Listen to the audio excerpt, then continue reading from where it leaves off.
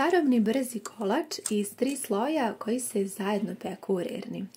Zdravo dragi moji, dobrodošli na kanal. Danas ćemo praviti jedan posebno brzi recept za kolač, jednostavan, izuzetno sočan i kremast. Kao što sam već napomenula, u pitanju su 3 sloja, pa ću ga ja možda simbolično nazvati i trostruki užitak, pa vi mi pišite da li imate možda neki bolji naziv za ovaj recept. Nastao je spontano od sastojaka koje sam ja trenutno imala kod kuće, a vrlo su jednostavni, tako da možemo da počnemo. Za početak treba će vam 3 cijela jaja. Ja sam koristila malo krupna jaja, obično kad kupujem ovako u prodavnici, onda volim da kupujem jaja veličine L. Zatim unutra dodajte i 6 kašika kristal šećera. Pa možete uzeti mikser i na najjačoj brzini dobro i penasto umutiti.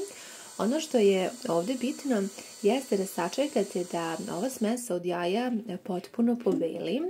Ona će se tom prilikom i lepo očvrsnuti, tako da će postati vrlo gusta smesa i potrebna nam je takva, pošto nam je ovo osnova, zato ću koristiti malo više brašna. U smesu ćemo dodati sada i nešto tečnih sastojaka. Dobar je recept zato što koristimo samo supenu kašiku, tako da je ovo recept na kašiku. Potrebno je da spremite 6 kašika mleka. Pored mleka iskoristit ću i 5 supenih kašika ulja. Tako da je recept vrlo praktičan i pogodan, posebno za sve vas koji ne volite da koristite vagu. Sve je jednostavno i ovaj kolač se priprema, ja slobodno mogu da kažem, u nekih 10 minuta sve je gotovo, stavljate u rernu i kasnije uživate. Ja sam mešanje ove smese nastavila sa mutilicom, nije mi više potreban mikser, možete lepo sve zajedno da sjedinite sa ovom mutilicom. Kao što primećujete, smesa je poprilično gusta i čvrsta i već je tako lepo mirisna. Ako volite kolače koji su kremasti i ako imate kod kuće puding, mislim da će vam se ovaj dopasti jer ne morate da stojite pored šporeta i da kuvate puding, već sve ide izjedna i to mi se mnogo sviđa kod ovog recepta. U ovu smesu dodat ćemo sada brašno, potrebno je 8 velikih supenih kašika brašna. Dakle, obično u receptu koliko šećera, toliko brašna, međutim ovdje ćemo dodati malo više, jer kao što sam rekla, ova smesa je dakle osnova. Unutra dodajte i 1 kesicu praška za pecivo, pa sada možete lagano sa mutilicom da sjedinite ovu smesu koja će sad, kao što ćete imati priliku da vidite, biti baš prilično čvrsta. Ja mnogo volim recepte iz rerne, a vidim da ih vi mnogo volite, tako da se baš radujem da zajedno isprobavamo i neke stare recepte, a i ovako nove, jer što su današnjem 21. veku i u vremenu u kojem živimo jeste da napravimo nešto fino, domaće, a da ne potrošimo tako mnogo vremena, jer ga i ovako nemamo. Tako da je ovaj recept zaista idealan i pogodan za sve i može ga svako pripremiti. Dobro sam lepo promiješala i sada ću vam nakratko samo pokazati otprilike da vidite gustinu smese. Kada je vi budete pripremali, ako dobijete ovakvu smesu, da ste sigurni da je to. Stvarno je baš super i jedva čekam da završimo ovaj recept, da poređamo sva 3 sloja ovog trostrukog užitka i da ga odnesemo na pečenje. Ovo je bio dakle prvi sloj koji ćemo sada da ulijemo u pleh. Dovoljno je da iskoristite tepsiju dimenzije 20 puta 30 cm. Malo sam je pohvatila sa vodom sa svih strana, a potom stavila papir za pečenje. Tako mi je stvarno najpraktičnije kada je u pitanju ovaj recept. Pa ulite ovu smesu kao prvi sloj. Ja ću još lagano da razmažem da svuda bude jednako i ravnomerno, pa ćete nakratko da je ostavite sa strane, a mi pripremamo još jedan sloj, odnosno krem sloj. Vrlo interesantno, koristit ćemo 2 pudinga, ovdje ima u svakoj kesici po 40 grama. Ja sam ovog puta koristila puding sa ukusom karamele I ovo je nešto bilo na sniženju, nešto sam pazarila i stajala je pored kase, mislim da je bio 50% snižen, tako da sam ga kupila, vrlo mu je kratak rok, pa želim što prije da ga iskoristim. A inače, kao što znate, veliki sam ljubitelj karamele i generalno spikolate od karamele. Unutra dodajte i 5 kašica kristal šećera. Naravno, ovo ne mora biti puding od karamele, vi možete iskoristiti neki koji vi imate kod kuće ili koji volite. Pored ovog pudinga iskoristit ćemo i šlag penu. Ovog puta koristimo šlag penu koja je istog prahu, dakle još jedna mala kesica šlag pene.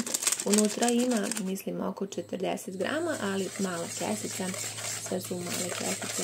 Ja ću prvo ove suve sastojke samo malo da pomešam, tek toliko da se sve lepo sjedini. Pa ćemo dodati unutra tačno 500 ml mleka. Ako imate neke šolje od 250 ml, možete 2 šolje ili prosto odmerite pola litre mleka. Dakle, sada ćemo prvo da malo izmešamo sa mutilicom, da ne bi počelo onako da nam prska sa svih strana kada budemo mešali. Tako da malo sam sjedinila sa mutilicom, a zatim sa mikserom. Vidjet ćete kroz vrijeme kako mudite sa mikserom, tako će se pretvoriti u jednu finu kremu. Krema je nešto ređa od šlag pene koju umutite, kao i nešto ređe od samog pudinga koji pripremite, ali je fino kremasta.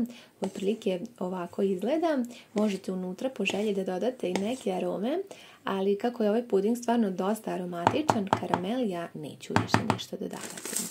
Za ovaj recept bit će nam potrebno i zamrznuto neko voće. Ja sam iskoristila 400 grama višnja. Bitno je da bude zamrznuto iz zamrzivača direktno. Tako da je super recept ukoliko imate nešto zamrznuto da odmah možete da iskoristite. Možete vi naravno koristiti i sveže voće, ali onda dodajte samo malo manje brašna u ovu smesu, jer ovdje će višnje da puste svoju tečnost i tamo će lepo da razblaže ovaj prvi sloj i sve će biti sočno. Vrlo je interesantan recept. Poredjela sam višnje preko prvog sloja. Naravno može biti bilo koje voće koje vi volite i imate. I na samom kraju je potrebno još samo da prelijete preko i ovaj posljednji krem sloj od pudinga i šlaga. Eto, dok ja sad ovo radim, vi mi pišete da li ste imali priliku nekada da pomešate puding sa šlagom i da ga pečete u rerni. Ako niste, zaista sam radosna da vam pokažem ovaj recept i da ga isprobate. Posebno mi je drago kada vam se recept dopadne, kada vam uspe i kada mi pišete, onda meni stvarno nema veće sreće. Rernu sam jako dobro zagrejala na 180 stepeni i sada ćemo u tako dobro zagrejanoj rerni odnijeti da se kolač peče. Peče se otprilike između nekih 40 i 50 minuta. Vi sada pratite jer nije svaka rerna ista, ali otprilike toliko. Prvo sam malo izrendala neke čokolade bez šećera, a zatim i čokoladu sa lešnicima i to će mi biti kao neka dekoracija, pa ćemo samo sačekati da se kolač ohladi pre sečenja. Pre nego što ga poslužim, ja ću pripremiti ovako jednu tacnu, pa ćemo sada prebaciti kolač iz tepsije, ovako sve zajedno sa papirom za pečenje. Važno je da držite sve 4 strane kako bi vam kolač se lijepo preneo na tacnu, pa ćemo ga preseći. Nisam ga dugo ohladila, prošlo je možda nekih otprilike manje od pola sata, mada naravno što on duže bude stajao, ti slojevi će biti još bolji i ukusniji, ali već jako brzo, kao što vidite, možemo ga presjeći. Na oko izgleda prilično sočno, a još je sočniji kada ga probate. Evo, ja ću sad ovako izvaditi jedno parče da vidite, zajedno ćemo ga isprobati. Vrlo je jedinstven i po svojoj strukturi i ukusu, a o jednostavnosti pripreme da vam ne govorim. Jako jedno lijepo parče dobijete i mislim da bilo kome da ga poslužite, bit će, sigurna sam, oduševljen. Možete koristiti voće koje najviše volite i hajde da ga zajedno isprobamo. Ono što je jako interesantno je kada se ovaj kolač ispeče, mi gore dobijemo prvi sloj, odnosno onaj patišpanj koji smo prvi izlili. Između je sloj od višanja koje su blago kiselkaste, a dole, odnosno prvi sloj će nam biti zapravo ova fantastična karamel krema od pudinga i šlaga. Zaista je nevjerovatan, pogledajte kako je to kremasto, naravno da se još malo ohladilo, još bi se bolje vidjeli slojevi, ali i ovako je fantastično, ukus je nevjerovatan i kremast i sočan i mekan. Pišite mi utiske, hvala vam na gledanju i ljubim vas sve puno!